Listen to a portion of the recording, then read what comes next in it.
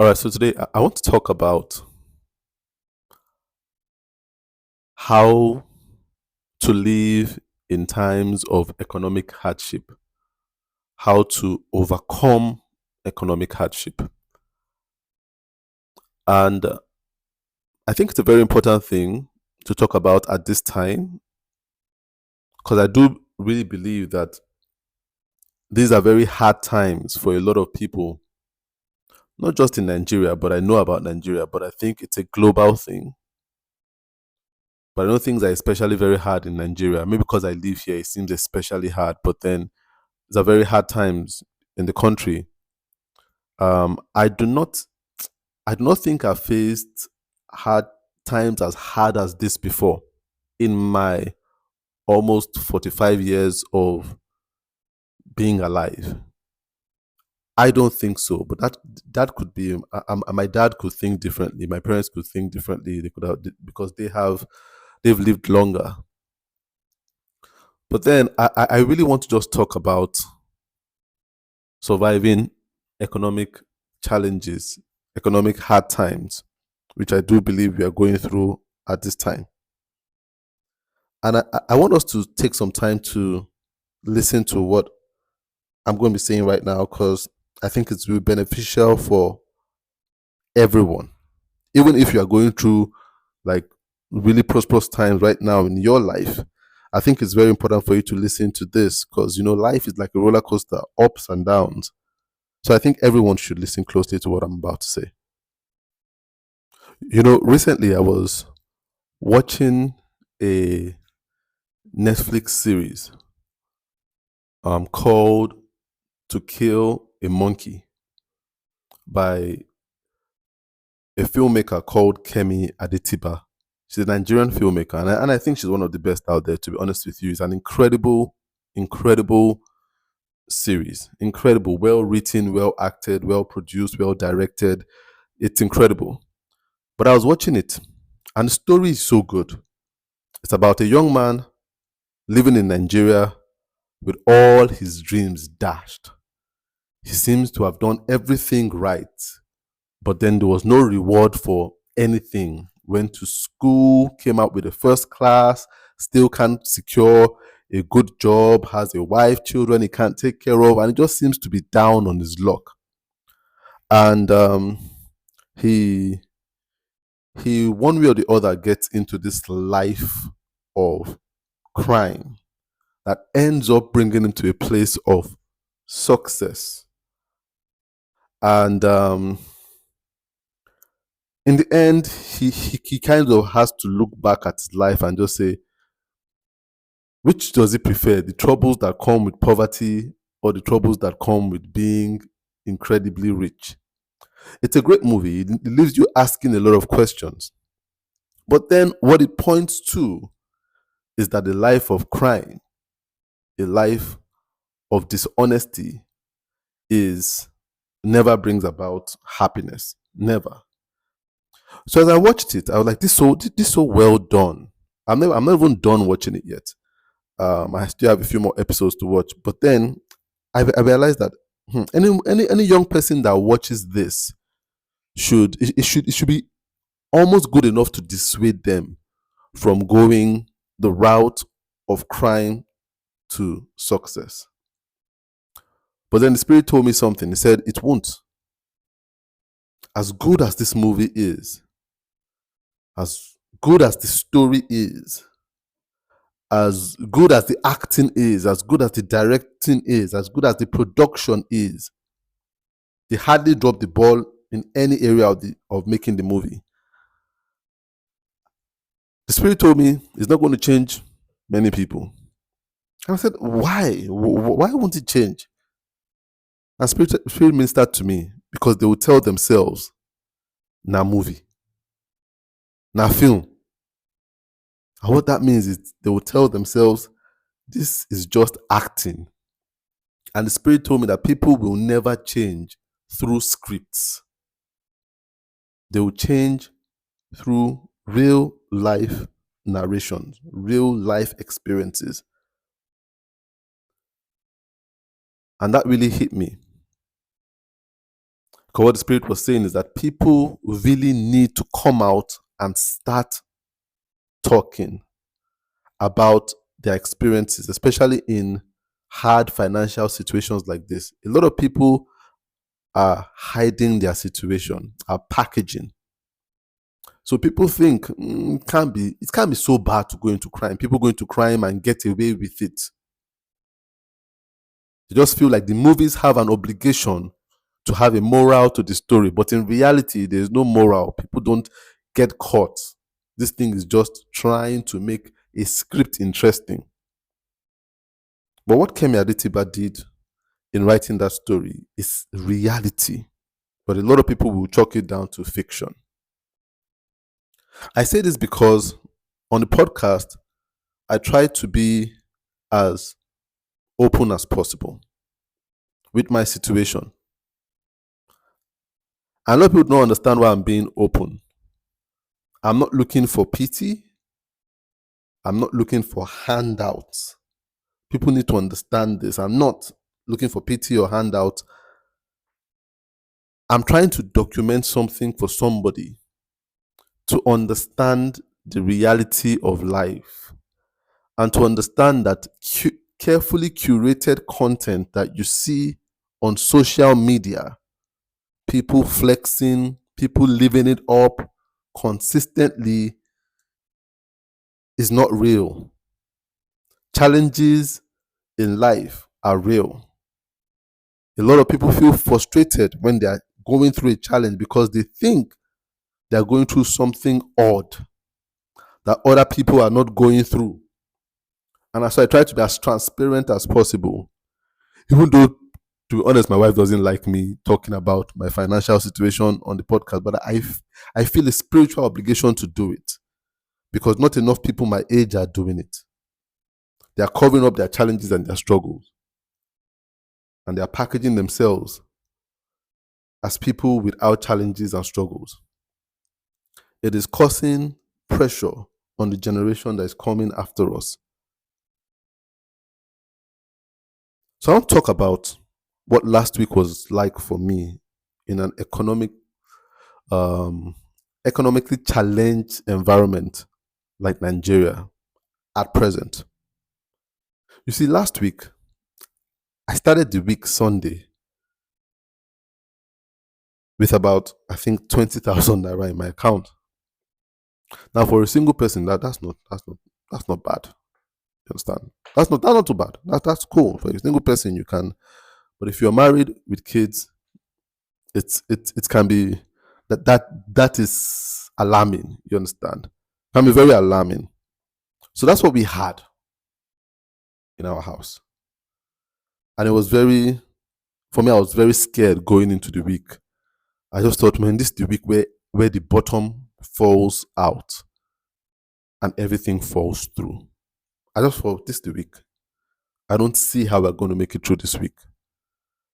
So let's just go through this week and just see where it all ends, where our account as a family just totally dries up.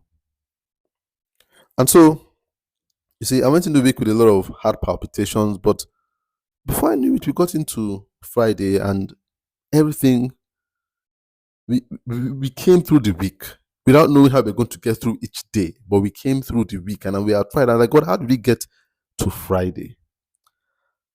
And when I look back at the week, I realized that, there were a couple of people that purchased my book, which was very helpful. Some people supported by purchasing the book.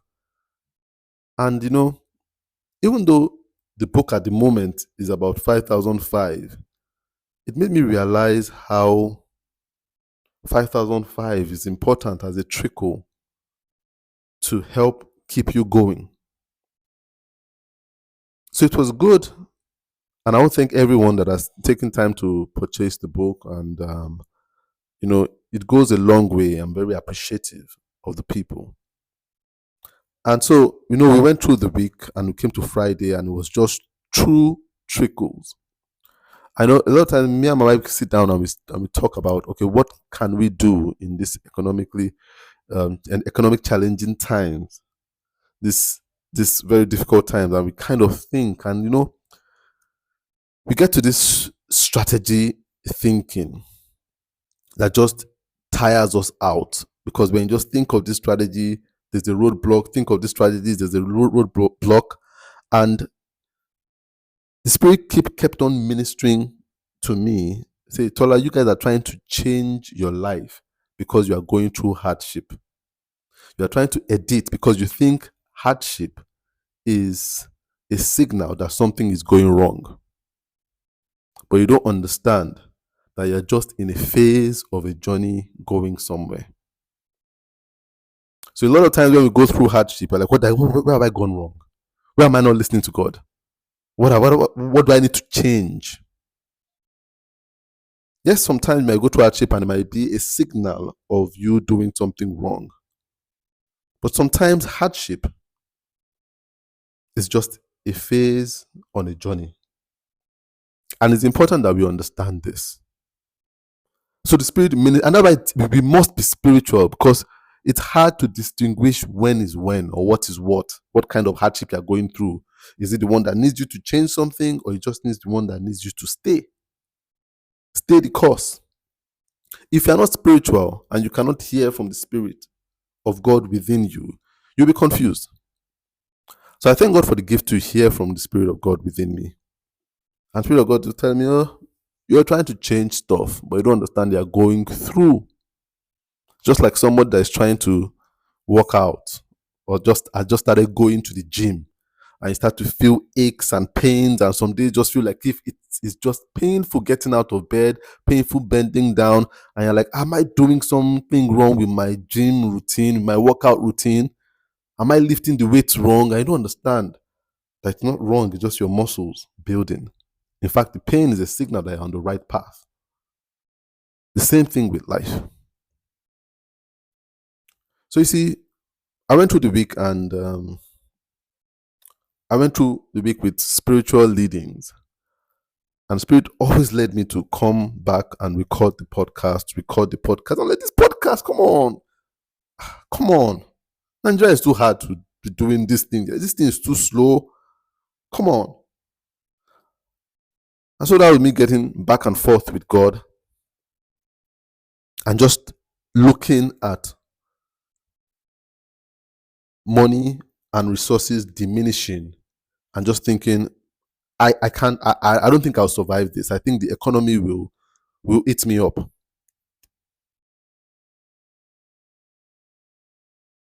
And so we got to the weekend. And we had some things we had to do and stuff, and things we had to purchase. And I kind of realized that by Sunday, our resources were dangerously low. And my mind was already going to, I'll just tell my wife, look, this week, because she had told me, oh man, we need to buy some meat and stuff like that. I'm like, okay, maybe this week we just go without meat. Don't go without meat this week. And I was thinking, how do I tell her that? How do we tell the kids that? Because I was looking at the resources, they didn't make any sense. But on that Sunday, I had 2 people send me gifts. 2 people send me gifts on that Sunday. And I didn't even know, because my bank had not been sending me alerts as at when, so I didn't know. So just at the end of the day, I looked and I'm like, where did this come from? And I read from 2 people. 2 people. Before the resources ran out, God replenished again. 2 people were incredibly generous and sent gifts. And I woke up the next day, and I woke up with a waking thought on my mind. And I've talked about waking thoughts on the podcast before, and I'm going to talk about it again now. And it was a waking thought. And God was telling me, Tola, you do not know who you are. That's why you fear about what will happen to you. You do not know who you are. That's why you fear. And he said, you are an egret. You are a cattle egret. That word came to my that's the first thing that came to my mind.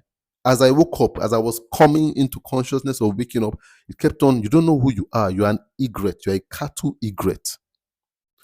And that didn't make a lot of sense to me. I said, what's cattle egret? I don't get it. I've never compared myself to a cattle egret before. I said, you're a cattle egret, but you don't know it. That's why you are scared that you will lose out and you'll be consumed by this difficult, challenging economy. But you don't understand that you're a cattle egret. Your family, you are cattle egrets. Wow. So that was hard. I didn't know what that was. But then as I allowed the Spirit to minister more, those waking hours,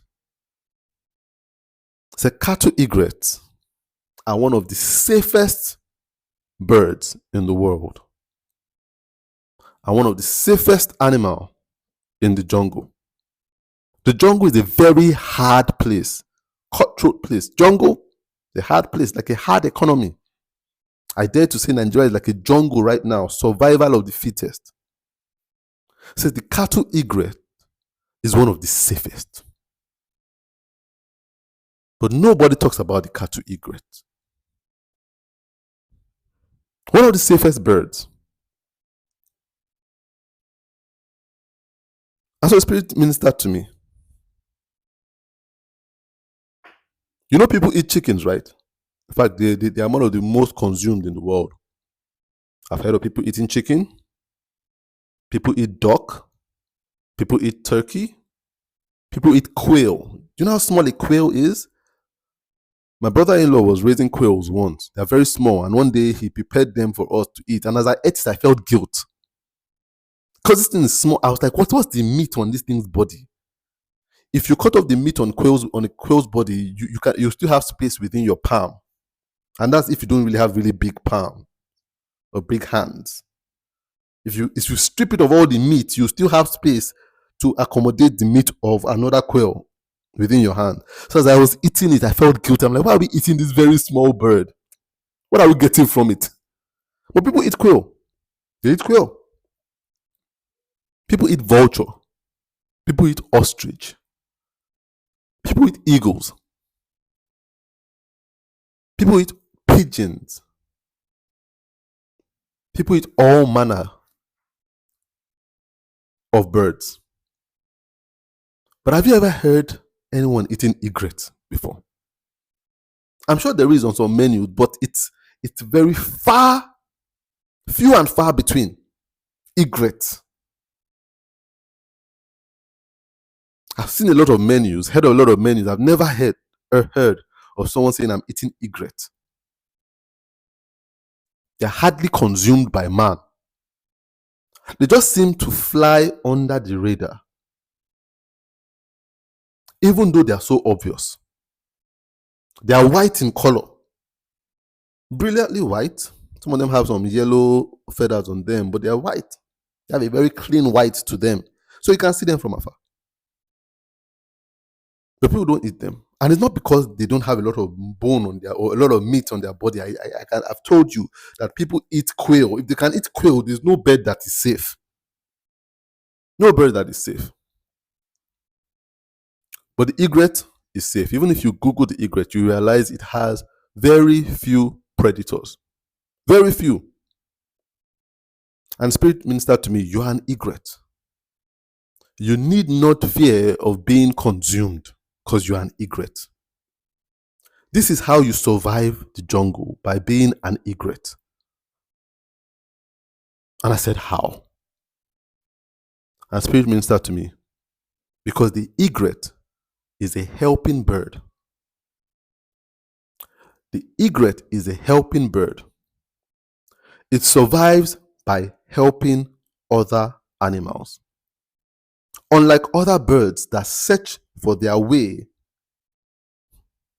and scratch the ground and fly and hover and try to find prey, the egret looks for other animals to help.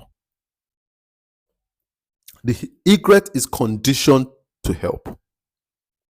So when you see cattle egrets, why they're called cattle egrets, it's because You see them on livestock, cows, buffaloes, hippos, crocs. You see them on them. And they feed off ticks and pests that might bother these bigger animals. They feed off them. They help them, they relieve them of these parasites. So they feed off those things. They take those things off their bodies, you see them on their backs, in their ears. They take all those things. So you see, even the most vicious of animals, like a crocodile, would allow an egret to stay on it without trying to eat it. No matter how hungry that crocodile is, it will not eat the egret because the egret seeks to help by nature. It's a helping bird. Its way of survival is helping something else to thrive. So they take off ticks and parasites and bugs. Sometimes when an animal is injured and it has a festering wound that has maggots in it, the egret will stay there and feed off those maggots to clean the wound. And Spirit ministered to me that for this reason, the egret is covered from being consumed by an environment as tough as the jungle. It will never be consumed by the jungle. And the Spirit ministered to me, that is you. That is your family. Because what you focus on is helping. Helping has become your food. Sometimes you try to strategize your way out of helping, but you don't understand that it's because you are helping that you are covered. That's why you would always have food to eat. God has always shown me that my resources will never run dry. As long as I continue to do His work of helping, I will continue to live under the cover that puts me in a place where I have few or no predators, no matter how tough the economy is. And the Spirit told me that is how to live in a tough economy, by being an egret. A lot of people don't understand that tough economies call for people to begin to help each other. You see, this week that went by, when we started strategizing, what do we do? Reaching out to clients, none of them reaching back. It seemed like, what's going on? Is this just a free fall? Are we just free falling right now? But God was saying, I'm not calling you right now to a place of trying to take care of yourself. I'm sending you to help people even in these hard times. That really shook me. Help people in hard times. So take your eyes off yourself and take the pest of other people. Take the parasites of other people. And see if you ever go hungry. And see if you ever be attacked by predators.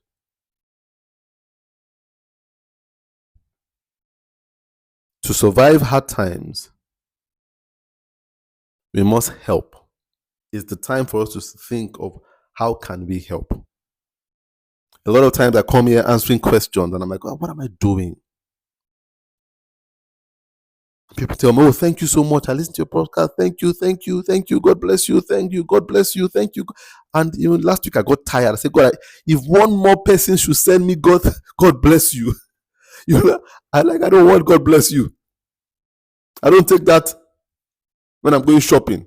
I don't take that to buy fuel. And God says, you don't understand what that means. What they're doing is strengthening the cover upon you, that the hard economy will never consume you. You don't understand what it means when people say that. It says money can finish, but God wants us to stay in a place of his blessing, under the cover of his provision. I know what I'm saying might seem somewhat counterintuitive to a number of people. How? How does helping other people help me get what I want to get? I need to help myself. A lot of times in hard economies, you find people trying to help themselves. And that means climbing over the next person, sometimes exploiting somebody else to help themselves. You see, there's something going on right now. GMO foods, GMO seeds are being pushed, trying to be pushed into the Nigerian economy, in the environment, our farming system. There's a lot of people advocating for it. They're trying to get in there into Nigeria, into Africa. And what we see is a lot of influencers out there, a lot of people with huge social media following. Just watch it. With time, are going to begin to advocate for this very dangerous trend. They are. And that's because in a hard economy, people try to help themselves. And that's why you realize that the incredibly powerful and the incredibly wealthy are going to use that opportunity they're going to exploit that difficulty to make people help themselves at the expense of others. So you have people, celebrities, influencers that you used to respect, that are going to pay very highly for you to succumb to very evil schemes and plans. That's what happens when we think of ourselves in a difficult economy. People start to consume themselves. People don't understand that consuming yourself doesn't mean you cannibalize literally. It's when you do something that profits you, that kills the other person. You've consumed the other person. When you manipulate people by your influence so that you can enrich yourself to their own detriment, you're consuming your own. And that's going to increase during economic hardship, economically hard times. When I went through that last week, not knowing how the week was going to end, the Spirit kept on telling me, there's someone that wants you to do a logo for her. And the Spirit has been nagging, do this logo, do this logo. I'm like, God, this person is not paying me for this logo. But the Spirit told me, you know that lady lost her job, right? You know she lost her job. And she's going through a very hard time. And she needs all the support she can get right now. And you can help her with the branding of this business that she's starting. Help her. And for a very long time, I was putting it off. Oh, let me just go and take care of myself. When my family is okay, I will do it. When my family is okay. But at the height of my family being on the verge of not being okay, the Spirit talked to me loudest. He said, do it now. I said, do it now? I should work on a logo right now when I should be out there hustling my business and just selling anything I can sell. I should be doing this pro bono job. And the Spirit said, do it now. Because that thing you are doing is the very seed to your provision. And I worked on that logo. And I enjoyed every minute of working on it. Funny enough, it distracted me from a lot of my challenges around me. And I did, and I put my best into it. And I loved what I produced through the help of God. And I shared it with this person, and this person was so happy. And the person said, God bless you. They added to my stack of God bless yous. But at the end of the week, I truly was blessed. God did bless me through two incredible people. And I want to thank God for those people. Look, you survive hard times by being an egret. That's how the egret survives the harsh jungle. It doesn't get eaten like other birds do. It doesn't. Hardly ever does. It's not a strong bird. It's not a high flyer. It's not a strong pecker. Defenses. Very few defenses. You can catch an egret with your hand. It's not well built. The only defense it has is the assistance it renders. Assistance it renders. The ease it gives to other animals in the jungle, in the hard jungle. You see, one thing that worries me a lot, and I tell God, okay, let's even assume that me and my wife can tough it out. How about these kids that we have? How about the kids? A lot of people make compromises in their value system with the mindset of we are doing it for the kids. Even when you watch this series, To Kill a Monkey, I think anybody should watch it. It's incredibly done. This man, what really pushed him to the edge, that broke the camel's back, was going on one day. His kids were sick. They couldn't afford medicine. And that was the day he just said, man, let's do whatever we have to do, even if it's something criminal. A lot of times, is this how would the kids survive? How would the kids survive? But we don't understand that that cover even extends to the kids. It does. A lot of people have moved out of places where the society needs their help to better environment for their kids.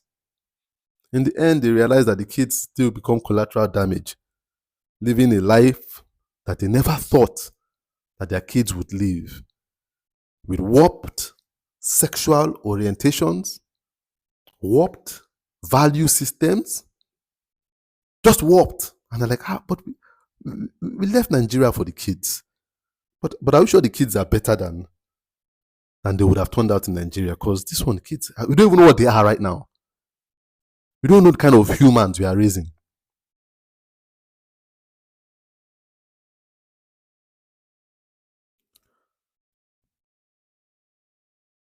We must not let hardship put us in a place of self-seeking. To survive hardship, you must look for what you can do to help and to make someone else's life better. I'm telling you, economic hardship calls out for human generosity.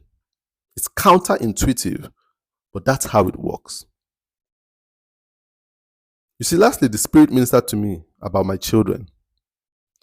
Some weeks ago, one of my mentees reached out to me and she said something profound that I pondered on for a long time. She said, Mr. Tola, I know sometimes you worry about your children, especially knowing that you've chosen this, what seems to be an unpopular, hard path that seems to be unproductive and not profitable. You worry about your children, right? But she told me your children will be fine. I didn't totally understand what she meant, but the Spirit is making it clear. Say your children will be fine. Don't worry about them. They'll be taken care of. You see, even when we look at the egret, I don't even know what the egg of an egret looks like. I don't know what the egg of an egret looks like. The other day I was watching a YouTube channel. My kids were watching that. And there was this guy cooking the eggs of nearly any bird you can think of. So he cooked the popular chicken egg. He cooked the duck egg. He cooked the quail egg. He cooked the turkey egg. He even cooked ostrich egg. He cooked peacock egg, which is a very beautiful egg. Peacock egg, he cooked it. He cooked so many eggs. But he didn't cook an egret egg. The egret egg just seems to fly under the radar too, to survival. It's not being consumed. Even the egret egg is covered. I've never seen it on any menu. I've seen pigeon egg on menu. I've seen duck egg on menu. I've seen quail egg on menus. Chicken egg, that one is just a given. Turkey egg, ostrich egg, I've seen it before. People eat it. Never seen egret egg. Because even the eggs, the offsprings are covered from human consumption. We don't acquire a taste for it. The way to survive the hard jungle of economic hardship is to be an egret. Even the eagle doesn't have what the egret has in terms of cover. The eagle does a lot of hard work to eat and to feed. A lot is to be an egret. We need to help. We need to help each other. So I'm talking to someone out there today. God is calling you to do something that is of help, but you're like thinking, these are economic hard times. How can I be doing this? I need to think of my bank account. I need to think of how to survive. If I do this thing you're asking me to do, I will die. And God saying, you will not die. You will thrive. You will thrive. I do not allow the helpers to die. God is trying to knock this thing into my head. He's brack feeding me. You know what brack feeding is? It's a method by which people, is an old method, and a lot of people are challenging it in the medical world, where a child refuses to eat, and then really, more older women will hold this child in a particular position and put the food in the child's mouth, and the child tries to throw up, they will put it back in the child's mouth. It's a very, I saw a woman doing it once, and it was very unsettling. But then sometimes it's saving the child's life, and sometimes it could end the child's life. I'm not recommending it, but I'm saying sometimes I feel like God is black feeding me something. I try to spit it out and go say, no, it's nothing. You need to understand this message. Don't stop helping. Don't you understand that your resources cannot run dry? As long as you are doing my work of helping my people, I cannot allow you run dry. Even when it seems like it's about to dry up, it cannot dry up. I will not allow your children to be consumed by the harsh jungle. You are not like other birds that are self-seeking. You are helping people. And God is not just telling me that, He's telling somebody listening to this that you are about giving up on something you are doing that is productive, but all you're getting is thank you, God bless you, God bless you, God, and you're getting frustrated. I understand. I'm telling you, sometimes I feel like screaming out. Sometimes I feel like telling people when say God bless you, I feel like telling them shut up. I feel like I'm being real with you. That's the truth. But God bless you does mean a lot. Oh, I can guarantee you, it means a lot. It means a lot. Take it. You won't run dry. You won't run dry. In the economic hardship, people would see you and they will still see you as a brilliantly white, pristine, elegant bird. You see, the cattle egret, it feeds on parasites of other parasites, ugly things. But it doesn't look ugly, it looks white and brilliant. Have you ever seen cattle egret before? They're white and brilliant. Brilliantly white. They don't have stains on them. Even when they have the yellow feather, the orange feather around them, they look impressive. They look impressive. God is saying, in economically hard times, you will not look like the situation. You wouldn't look like your situation. Just trust Him. Continue to help. Continue to take the God bless you.